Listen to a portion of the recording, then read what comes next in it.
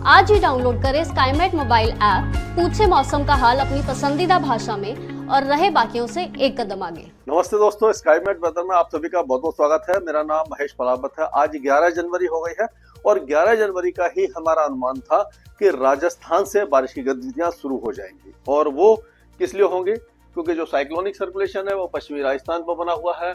अफगानिस्तान और पाकिस्तान के ऊपर एक पश्चिमी विक्षोभ है जो धीरे धीरे पहाड़ों की तरफ आ रहा है। तो इसके प्रभाव से हमें लग रहा है कि आज यानी 11 जनवरी को सुबह से तो बारिश की गतिविधियां शुरू हुई हैं। जैसलमेर में हो गई, जोधपुर, बीकानेर, कई इलाकों में, अजमेर वगैरह में बारिश की गतिविधियां शुरू हो चुकी हैं। और ये जो पहले, इससे पहले 2 दिन पहले हमने देखा था कि वहां पर पाला पड़ रहा था। राजस्थान के कई इलाकों में पाला पड़ा था और लेकिन जैसे ही बारिश शुरू होती है तो पाला हट जाता है, टेम्परेचर थोड़े से बढ़ जाते हैं। तो वही देखने को मिला है। तो इस समय बादल छाए हुए हैं और जो बारिश की गतिविधियां हैं वो धीरे धीरे, ये जो साइक्लोनिक सर्कुलेशन आप देखेंगे कि ये आगे आएगा, दिल्ली के साउथ में आ जाएगा। तो ये हरियाणा के कई इलाकों के साथ साथ दिल्ली, पश्चिमी उत्तर प्रदेश और उत्तर प्रदेश के मध्य भागों के सहित पंजाब के कुछ इलाकों में बारिश की गतिविधियां अब शुरू हो जाएंगी। तो ये जो वेदर है ये किस तरह से आगे बढ़ेगा और ये वेस्टर्न डिस्टर्बेंस थोड़ा सा नीचे आएगा तो हिमाचल और उत्तराखंड में एक बार फिर से अच्छा स्नोफॉल शुरू होने वाला है। जम्मू कश्मीर और गिलगित बाल्टिस्तान, मुजफ्फराबाद माफ कीजिएगा, लद्दाख में बहुत हल्का स्नोफॉल होगा। अपर रीचेस पर और लोअर एरियाज में जो स्नोफॉल है वो मतलब ना के बराबर होगा, कह सकते हैं कि बारिश वगैरह हो सकती है। एक और मैं बात आपको बताना चाहता हूं कि जो चिल्लई कला वो शुरू हुआ है जो 21 दिसंबर से लेकर के 29 जनवरी तक चलता है। ये 40 दिन का एपिसोड होता है जो कश्मीर वैली में सबसे ज्यादा सीवियर विंटर लेकर के आता है। सबसे ज्यादा कड़ाके की सर्दी होती है। इस समय जो बर्फ पड़ती है वो काफी दिनों तक पिघलती नहीं है क्योंकि तापमान नहीं बढ़ते हैं, माइनस में रहते हैं। तो इसमें क्या होता है कि अभी बदकिस्मती से क्या हुआ है कि कश्मीर वैली में एक जगह पर एक परिवार के 3 लोगों की जान चली गई। 2 बच्चे थे और एक वयस्क थे।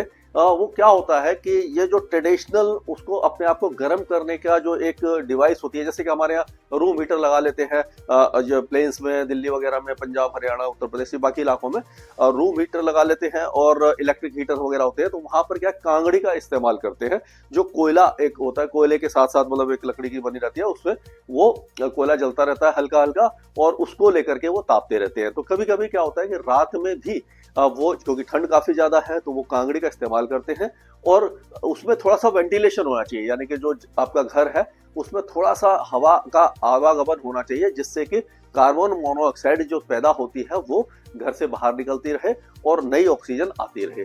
तो इसमें क्या होता है कि उन लोगों ने क्या किया कि पूरे घर को पूरी तरह सील बंद कर दिया ठंड के मारे और उसको जला करके सो गए। तो क्या होता है कि धीरे धीरे जो कमरे के अंदर जो ऑक्सीजन है वो जल जाती है, खत्म हो जाती है, कार्बन मोनोऑक्साइड बन जाती है जिससे कि दम घुटने लगता है और धीरे धीरे दम घुटता है, आदमी नींद में ही मतलब इस संसार से विदा हो जाता है। तो इस तरह का एपिसोड हुआ है। ये बहुत बदकिस्मती वाली बात है।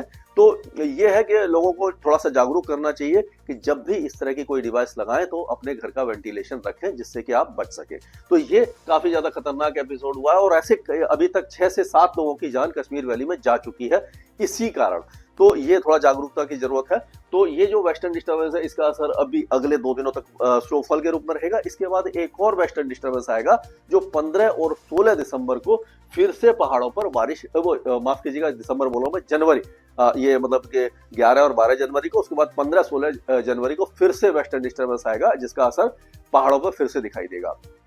तो उसके बाद 15 तारीख के आसपास फिर से ऐसा लग रहा है कि जो बारिश की गतिविधियां 14-15 तारीख के आसपास राजस्थान के पूर्वी जिलों में फिर से होगी, उसके बारे में बात करेंगे। तो अभी देखते हैं कि बारिश की गतिविधियां कहां कहां हो चुकी है। ये देखिए पश्चिमी राजस्थान और जो मध्य भाग है राजस्थान के, यहाँ पर तो बारिश ऑलरेडी हो चुकी है और ये धीरे धीरे अब आगे बढ़ेगी। इसमें कैसे बढ़ेगी आप देखिए, ये बादल छाए हुए हैं, ये राजस्थान में बादल छाए हुए हैं, घने बादल जो है वो आपके गंगानगर और हनुमानगढ़ और बीकानेर, चुरू, इस सारे इलाके में है। पाकिस्तान में भी आपको दिखाई दे रहे होंगे और ये जम्मू कश्मीर से लेकर के हिमाचल प्रदेश में आ गए, अब धीरे धीरे उत्तराखंड में आएंगे।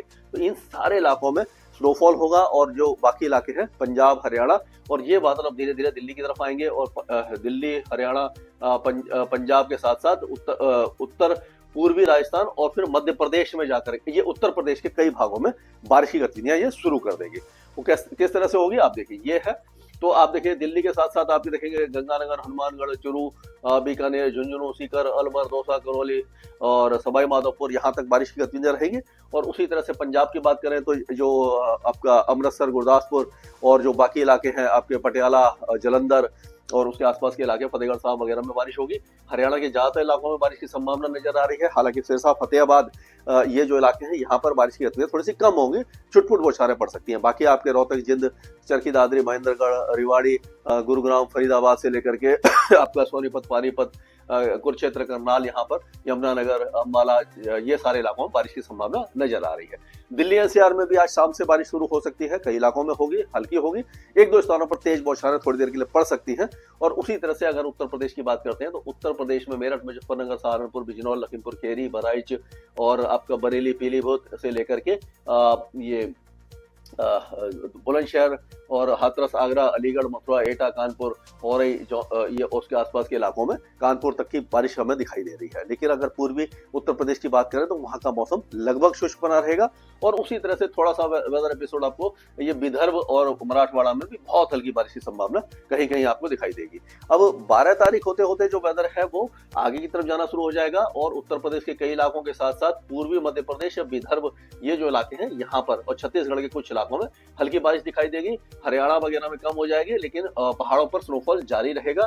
और उसके और अगर आप आगे चलें, ये है 14-15 तारीख का। उस समय 15 तारीख के आसपास एक और आप देखिए साइक्लोनिक सर्कुलेशन यहाँ पर बनेगा। वो इस तरह से बनेगा, ये आया, यहाँ से हवाएं ये आए और ये है ट्रफ बनेगी, क्योंकि हवाएं जो है वो इस तरह से घूमेंगी।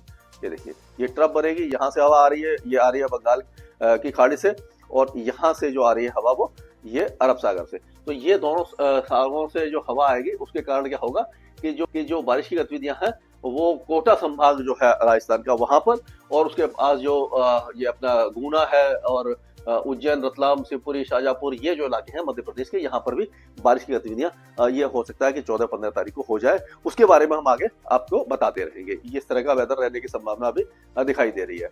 तो अभी अगर हम बात करते हैं तो इस समय जो टेम्परेचर है वो अगले 2-3 दिनों तक जो उत्तर भारत है, पंजाब, हरियाणा, दिल्ली, पश्चिमी उत्तर प्रदेश, राजस्थान और मध्य प्रदेश में बढ़ेंगे 2 दिनों के दौरान, उसके बाद फिर से गिरेंगे। उसी तरह से गुजरात, महाराष्ट्र, इन इलाकों में भी टेम्परेचर 2 दिन बढ़ेंगे, उसके बाद गिरेंगे। 24 घंटे के बाद पूर्वी भारत में भी टेम्परेचर, मिनिमम टेम्परेचर बढ़ेंगे और उसके बाद फिर से 2 से 4 डिग्री गिरेंगे। यानी कि 3 दिन के बाद या 2 दिन के बाद एक बार फिर से कड़ाके की सर्दी आएगी।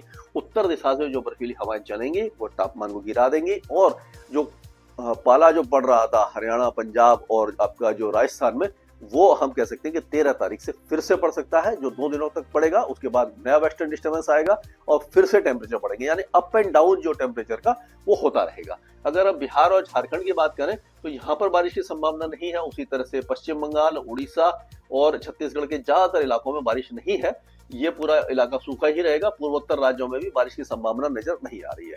तेलंगाना में बारिश बहुत हो सकती है, तो बिल्कुल महाराष्ट्र से लगे हुए आदिलाबाद वगैरह में बहुत हल्की बारिश हो सकती है। लेकिन एक से साइक्लोनिक सर्कुलेशन आप देख रहे हैं, ये जो आप देख रहे हैं, ये जो बंगाल की खाड़ी में बन रहा है यहाँ पर, ये श्रीलंका के आसपास, तो इसका असर आप देखेंगे कि जो कोस्टल आंध्र प्रदेश है, तमिलनाडु, इन सारे इलाकों में दिखाई देगा।